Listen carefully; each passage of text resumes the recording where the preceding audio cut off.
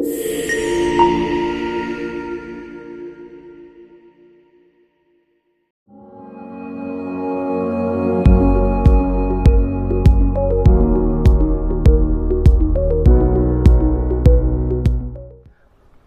आता आपल्या परीक्षा जवळ आल्या आहेत. परीक्षा म्हणजे काय तर आपण वर्षभर जे काही शिकलो त्याचं मोजमाप करण्याची वेळ. परीक्षेला जाण्यापूर्वी सगळ्यांना भीती वाटते. भीती कशाची? प्रश्न काय असतील, उत्तर काय लिहायचं. पण या सगळ्या गोष्टीचा विचार जर आपण आधी केला तर हा प्रश्न पण येणार नाही आणि ही भीती पण वाटणार नाही. त्याकरता मी जे काय सांगतो आहे अजूनही वेळ गेलेली नाही. आपण थोडा जरी लक्ष दिलं आणि लक्ष देऊन आपण थोडा अभ्यास कसा करावा आणि काय नियम पाळावे याच्याकडे जर कटाक्षाने तुम्ही लक्ष दिलं तर तुम्ही नक्कीच आपली परीक्षा सक्सेसफुल करू शकता. विद्यार्थी म्हणजे काय? विद्येचं अर्जन करणारा म्हणजे तो विद्यार्थी.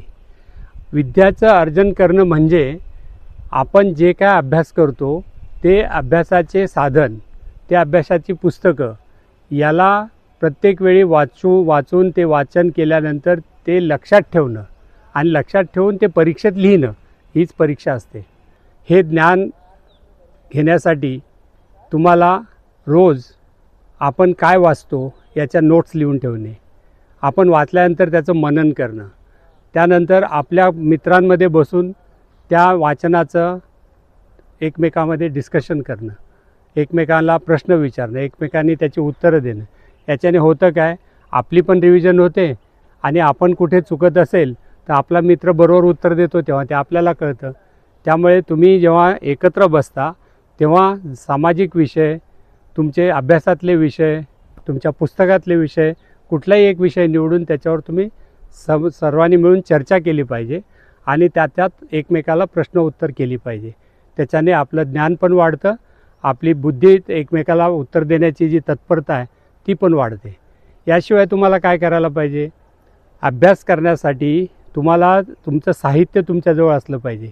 परीक्षेला आपण जर जाणार असोत तर एका वेळेला परीक्षेच्या आधी तुम्ही काय तयारी करायला पाहिजे हे मी थोडक्यात सांगतो. परीक्षेच्या आधी तुम्हाला तुमचं परीक्षा कुठल्या दिवशी आहे, तुमची बसायची जागा कुठे आहे त्या आदल्या दिवशी तुम्ही माहिती करून ठेवलं पाहिजे. कारण त्या दिवशी तुम्हाला गडबड गोंधळ होता कामा नये. दुसरं म्हणजे तुम्हाला परीक्षेला जाताना तुमचं काय साहित्य पाहिजे, तुमचा पेन, पेन्सिल जे काय आहे, रबर, कंपास ते तुमच्याबरोबर आहे का? पेन आहे तो लिहितो आहे का? त्याच्यामध्ये शाई आहे का? नाही तर ऐन वेळेला जाऊन तिथे गोंधळ होतो.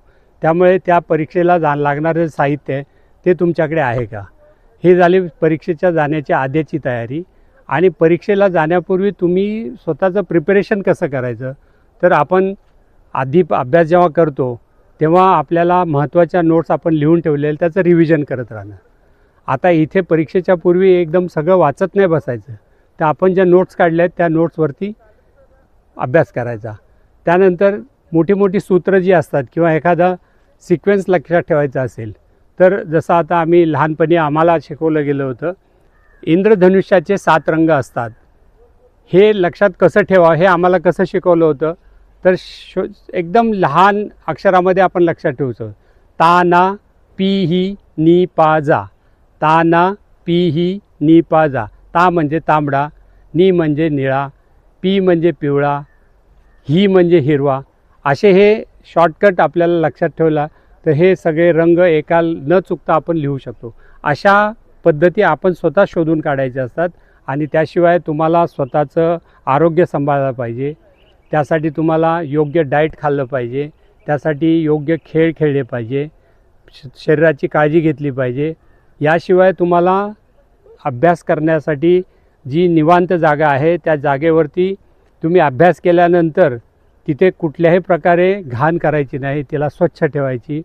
त्या जागेचा अभ्यास करताना तिथे शारदा देवी नांदते असं समजून त्याचा वापर करायला पाहिजे. तुम्हाला चांगली झोप लागली पाहिजे. परीक्षेच्या आधी कुठलाही गोंधळ मनात नको आहे, कुठले दुसरे विषय मनात नको आहेत. मुलांनो, सध्या मोबाईल आणि सोशल मीडिया हा सगळ्यात मोठा इश्यू आहे आणि मोठा प्रॉब्लेम आहे. तुम्ही परीक्षेच्या आधी किंवा परीक्षेच्या काळात मोबाईल आणि टी व्ही बघणं टाळलं पाहिजे. कारण तुम्ही जे काही अभ्यासासाठी फोकस केलेला आहे, चित्त एकाग्र केलेलं आहे, त्याला हा डिस्टर्बन्स होऊ शकतो. म्हणून हे टाळलं पाहिजे. परंतु त्याचबरोबर शरीराचीही काळजी घेतली पाहिजे. आणि शरीराची काळजी म्हणजे चांगला आहार तर घ्यायचाच आहे, परंतु त्याच्याबरोबर योग्य व्यायाम करायला पाहिजे. योग्य व्यायाम म्हणजे मैदानी खेळ खेळणं हे सुद्धा जरुरी आहे. मैदानी खेळ खेळल्याने आपली शारीरिक क्षमता तर वाढतेच, परंतु बौद्धिक पातळीसुद्धा टिकून राहते आणि आपल्याला तल्लकता येते. यासाठी मैदानी खेळ हे जरुरी झालेले आहे. मुलांनो, जाता जाता मी तुम्हाला सांगू इच्छितो, ज्याप्रमाणे फळाने बहरलेले झाड आपल्या त्या फळाच्या वजनाने वाकायला लागते, त्याप्रमाणे तुम्ही कितीही विद्या घेऊन उच्च विभूषित झालात, महान झालात, परंतु जर तुमचा अहंकार तुम्ही जागृत ठेवला आणि नम्रता विसरलात तर तुम्ही सक्सेस होऊ शकत नाही. म्हणूनच म्हटले आहे, विद्या विनयेन शोभते.